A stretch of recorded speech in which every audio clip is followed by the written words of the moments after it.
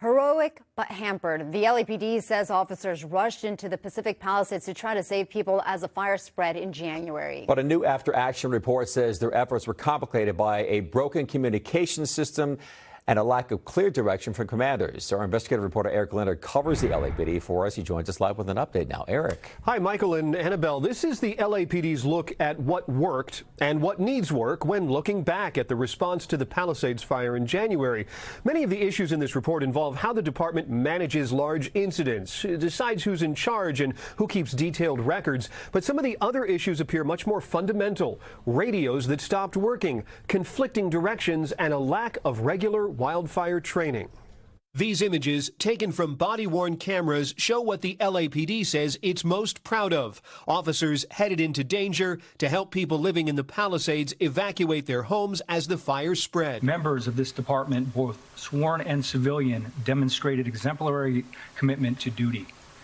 Many worked long hours without rest. Some continued serving even as they learned their own homes have been lost to the fires. The 92-page report made public this week said that officers worked on evacuations in smoke and near flames without the protective equipment they should have had.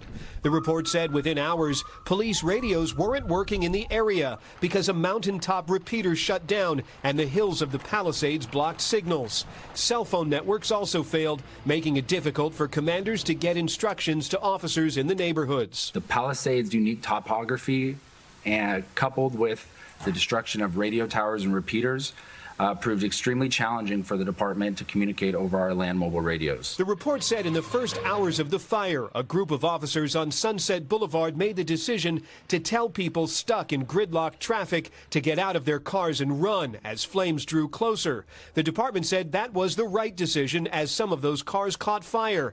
It said about 350 cars were abandoned that day. After the fire was out, hundreds of officers were sent to the Palisades each day for more than a month to provide security. The LAPD deployed dedicated patrols to every major evacuated neighborhood, operating around the clock to deter burglary, looting, and unauthorized entry. The report says 24 burglaries were reported in January and February, and 2 arrests were made. So the report recommends that many more frequent exercises should be held between the LAPD and the fire department, and that's so LAPD commanders become more familiar with how these agencies should work together on a major incident. That was one of the areas where the report said there were problems early on.